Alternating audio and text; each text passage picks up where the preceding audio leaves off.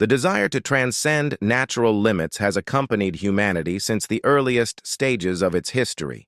From the legend of Icarus, who dreamed of ascending to the sun, to alchemists seeking the formula for eternal life, people have always sought a way to transcend their own biology. Today, this ancient urge has found a new expression: transhumanism.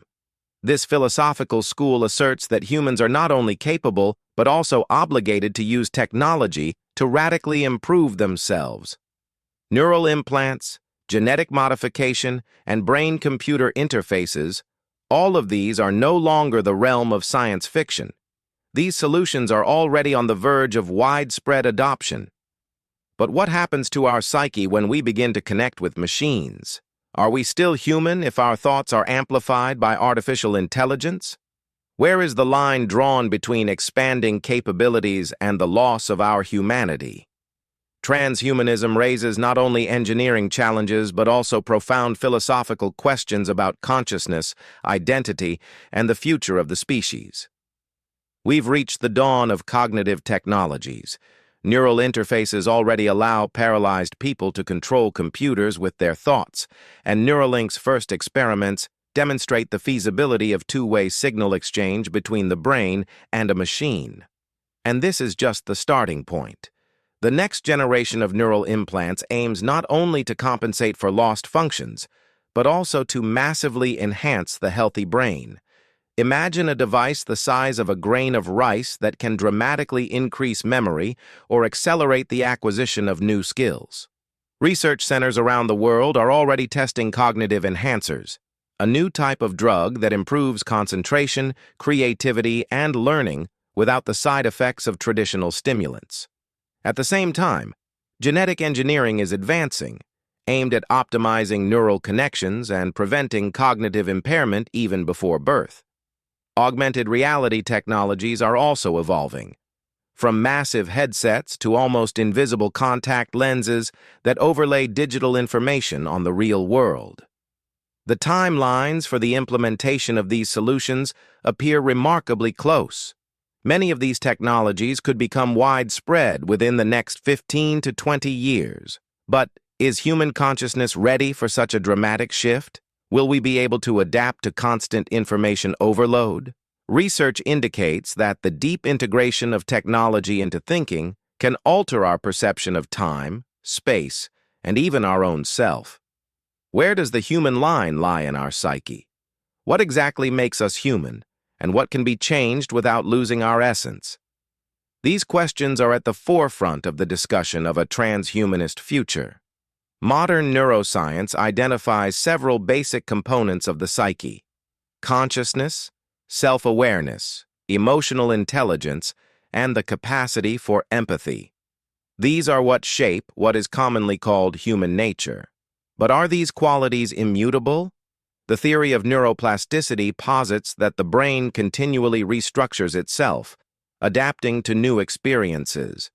This ability is already being used in neurorehabilitation and could potentially form the basis for targeted modification of mental processes. This raises a fundamental question. Is there a core personality that cannot be touched? Some psychologists believe that the basic emotional structures shaped by evolution over millions of years cannot be radically altered without risking the loss of humanity. Others, on the contrary, believe that overcoming biological limitations, including destructive emotions and cognitive biases, can unlock the true potential of consciousness. Modern models of consciousness, from quantum to informational, offer various explanations for its nature. Giulio Tononi's integrated information theory suggests that consciousness arises from the complex interconnectedness of information processes in neural networks. If this is true, the technological expansion of these networks could lead to the emergence of new forms of consciousness that maintain continuity with human consciousness, but surpass it in complexity. When the ancient Greeks pondered Theseus's ship, they wondered, if you replace every plank of it, one by one, will it still be the same ship? Today, this paradox takes on a much more troubling meaning. What if the object of replacement is not the ship, but your own consciousness? Would you still be yourself if half your brain were replaced with neuroprosthetics? What if 90%?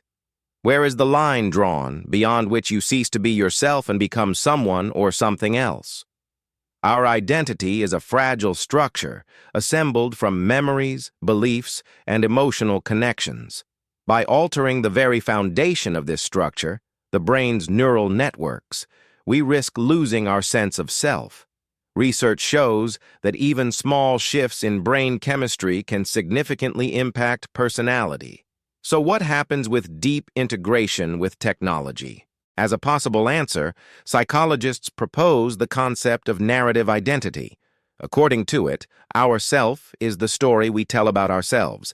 If we maintain the continuity of this narrative, we can maintain our identity even in the face of significant physical changes. An alternative approach emphasizes core values and relationships as the foundations of personality. As long as a person maintains fundamental beliefs and emotional connections, they remain themselves, regardless of the scale of technological interventions. It is quite possible that the future of transhumanism will require the emergence of new psychological practices. These include techniques that help integrate technological change into a holistic self-image, as well as unique rites of passage that allow us to embrace new possibilities without breaking with our former selves. Cognitive enhancement technologies pose ethical questions for humanity that we have never faced before. Who will have access to becoming smarter, more resourceful, and more mentally resilient? In a world where technological resources are already extremely unevenly distributed, transhumanism could create a new form of divide, a cognitive inequality between the enhanced elite and the rest of society. This divide could become virtually insurmountable. Increased intelligence will give privileged groups even greater opportunities to accumulate resources and consolidate power. Philosopher Nick Bostrom describes such scenarios as a lock-in effect, whereby an initial advantage only reinforces itself over time. The issue of informed consent remains no less complex. Can we truly comprehend the full consequences of intervention in our own psyche?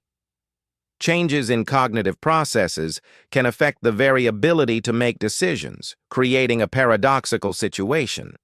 A person who has been enhanced may reassess the choices they made before the intervention. The issue of children is particularly troubling. How ethical is it for parents to make decisions about cognitive enhancement for those who are not yet capable of expressing their own opinions? Closely related to this is the issue of responsibility.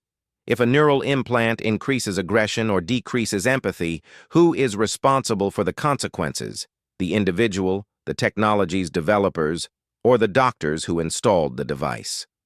To address these challenges, a new ethical framework is needed that takes into account the unique nature of transhumanist solutions.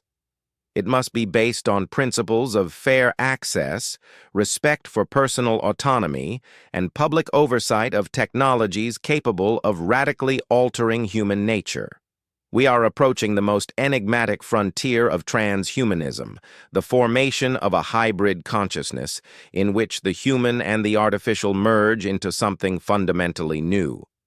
This is no longer simply an enhancement of individual functions. It is the emergence of a qualitatively different type of intelligence. Neuroscientist David Eagleman calls this state extended phenomenology, a form of experience inaccessible to either humans or machines individually. What happens when the computational power of artificial intelligence combines with human intuition and emotional intelligence? A new cognitive landscape emerges, where the rational and emotional do not conflict, but rather reinforce each other. Theoretical models of such consciousness suggest several possible configurations. The concept of symbiotic intelligence posits the existence of two relatively autonomous systems, one biological and one artificial, constantly exchanging information. An alternative model of integrated consciousness describes a complete fusion in which it is no longer possible to clearly separate the human and machine elements of thought. The emotional dimension of hybrid intelligence is of particular interest. Will algorithms truly be able to understand human feelings rather than simply reproduce their outward signs? Or conversely, will human emotionality expand, acquiring new nuances inaccessible to the biological brain?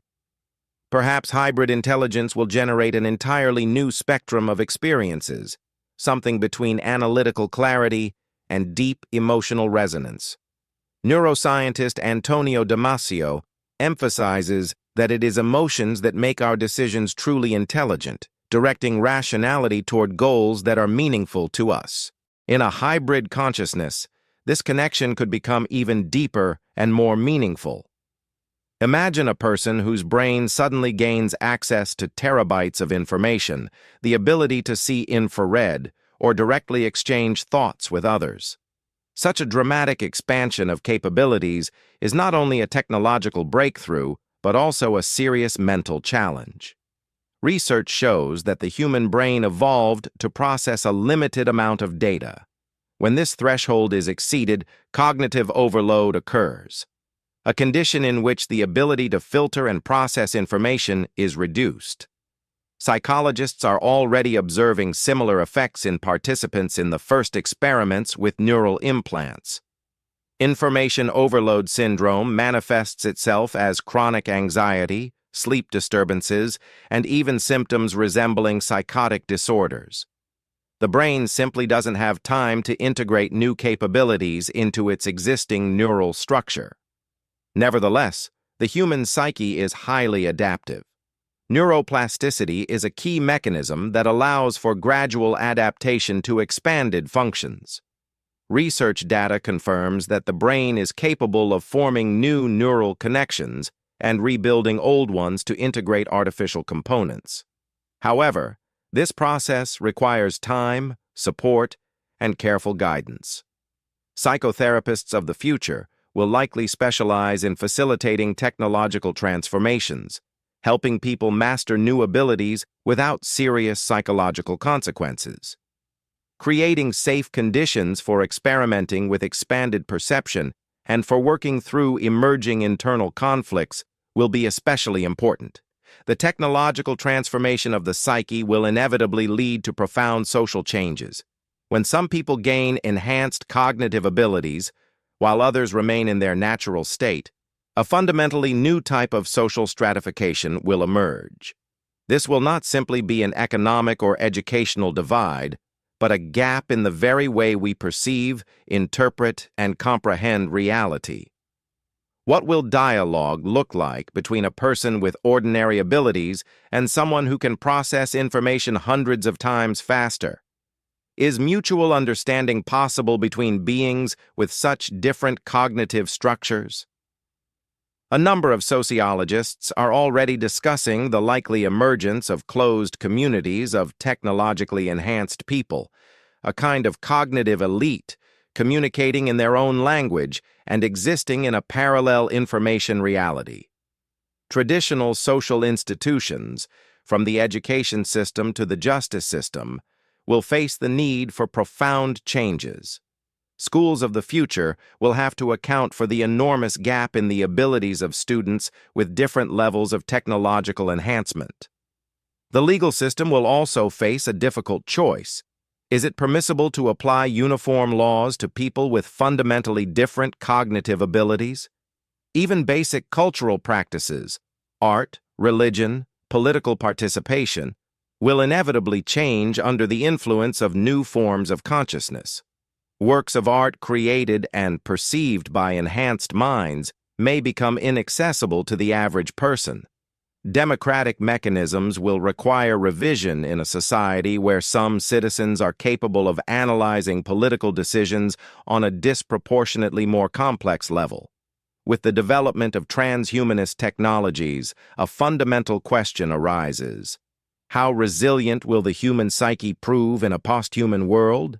The integration of neural implants, cognitive enhancers, and artificial components of consciousness creates risks of psychological disintegration we have not encountered before. This necessitates the development of fundamentally new approaches in psychology and psychiatry. One such approach is neuroadaptive psychotherapy, aimed at harmonizing the interaction between the biological and technological elements of the psyche. Its tools include real-time neurofeedback, allowing a person to recognize and adjust the interaction between natural and artificial processes in the mind. Another promising approach is integrative identification therapy, the goal of which is to preserve the integrity of the individual in the face of radical cognitive changes. However, the technological transformation of humans affects more than just the body and mind. It penetrates the deepest levels of our existence. When we discuss the expansion of mental capabilities, we inevitably enter the spiritual realm, where ideas about the meaning of life, the soul, and the transcendental are formed.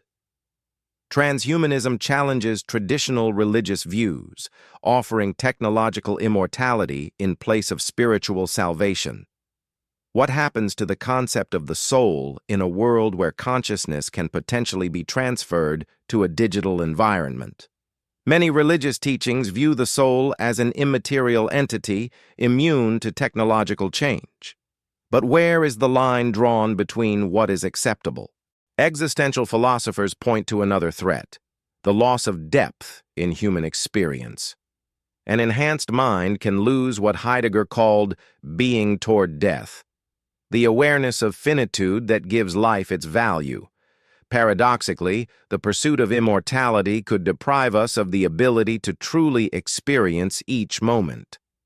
Transhumanist technologies are also changing the experience of suffering, a fundamental element of human existence through which compassion and empathy are formed. If the pain of loss can be erased with the push of a button, won't we lose something fundamentally human? As mental modification technologies develop, the need for a comprehensive regulatory system becomes increasingly urgent. Today, we find ourselves in a legal vacuum. Neurointerfaces and cognitive enhancers are developing faster than mechanisms for their control can be created. Different countries have already chosen contrasting approaches.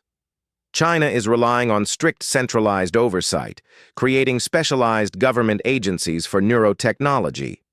The European Union is pursuing a path of preliminary ethical review, requiring proof of safety before clinical trials begin. In contrast, the United States is focusing on industry self-regulation with minimal government intervention, which is causing serious concern among many experts. This divergence of approaches creates the risk of neurotechnological tourism, where the most dangerous experiments will be transferred to jurisdictions with lax regulations. The lack of uniform global neurosafety standards remains particularly alarming. How can modified minds be protected from external interference? Who will be held responsible for mental disorders caused by implant failures? These issues require international cooperation. There is a need for a global regulatory body, similar to the World Health Organization, capable of establishing uniform standards and monitoring their compliance. It is crucial to involve in this process not only experts and officials, but also representatives of civil society, ethics committees, and, most importantly, the users of mind-altering technologies themselves. Summing up our journey through transhumanist horizons, it becomes clear: the future of the human psyche is not determined by technology itself. It is shaped by our values and choices. Combining different perspectives allows us to build a balanced vision in which technological expansion of consciousness serves human development rather than replaces our essence. Humanistic transhumanism offers a compromise, using technology to overcome biological limitations while preserving key human qualities: empathy, creativity, and the pursuit of meaning. This approach entails a gradual and conscious integration of technology into the psyche, with constant reflection on the preservation of identity. Instead of a radical break with human nature, we can choose a path of evolutionary development, where every step of technological enhancement is framed through the prism of humanistic values. The core principles of this approach include preserving individual autonomy in choosing modifications, prioritizing psychological well-being over purely quantitative cognitive gains, equal access to technology, and ongoing public dialogue about the limits of permissible intervention. The future of the post-human psyche will be neither a utopia of limitless possibilities nor a dystopia of the loss of humanity. It will be what we create ourselves, making conscious choices about technologies that align with our deepest values and life goals.